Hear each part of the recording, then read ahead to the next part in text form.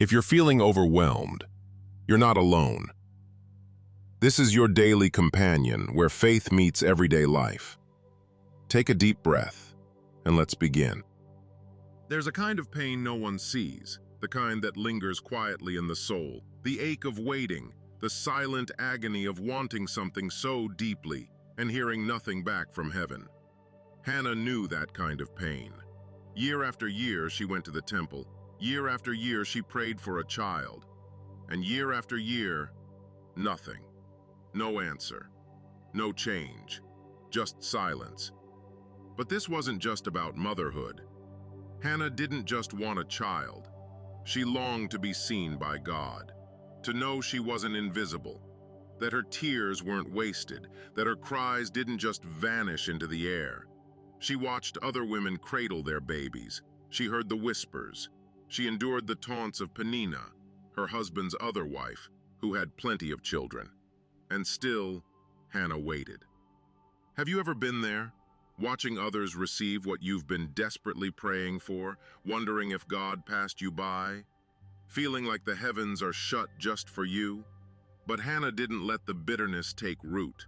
She turned her pain into prayer. In 1 Samuel chapter 1, we see her standing before the Lord, pouring out her soul. No rehearsed speech, no polished words, just raw, honest surrender. So much so that Eli, the priest, thought she was drunk. But that's what real faith looks like. It's not tidy. It's not always composed. Sometimes it's messy, tear-streaked, whispered through trembling lips. And then she said something powerful. If you give me a son, I'll give him back to you. That wasn't a negotiation, it was worship. Hannah wasn't bargaining, she was surrendering, saying, even the thing I want most is yours. So what do you do when your prayers go unanswered? Do you stop showing up? Or do you, like Hannah, bring your broken heart again and again to the one who can heal it? The world will tell you, if it hasn't happened yet, maybe it never will. But heaven operates on a different clock. And often God uses the waiting not just to prepare the blessing, but to prepare you. When the answer finally came, Hannah gave birth to Samuel, one of the greatest prophets in Israel's history. But the real miracle wasn't just the child. It was the woman she became through the waiting. She didn't just receive a son. She received a deeper faith, a steadier trust, a legacy that still speaks today. Samuel wasn't just her reward. He was the fruit of years of quiet obedience, of worship without answers, of trust in the middle of heartbreak. So hear me, your waiting is not wasted. God isn't ignoring you. He's preparing you. Maybe the silence isn't a no, but a sacred pause filled with purpose. Maybe what feels like delay is actually God stretching your capacity to carry something greater than you imagined. Like Hannah, you may never fully understand the why, but you can always trust the who.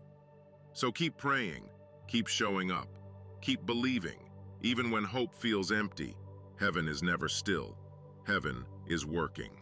1 Samuel 1:27 says, I prayed for this child, and the Lord has granted me what I asked of him. God is faithful to finish what he starts, and when the time is right, not a moment too soon, not a second too late, he will do it. If you're in a season of waiting, know this: you are not forgotten. Hannah's story is your reminder. God sees, God hears, and your prayers still matter. This isn't the end of your story.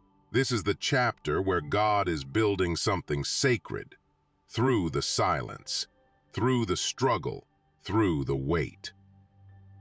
If this episode stirred something in you, take a deep breath, share it with someone you love, and remember, you're not waiting alone. Stay encouraged, stay faithful, and as always, stay blessed.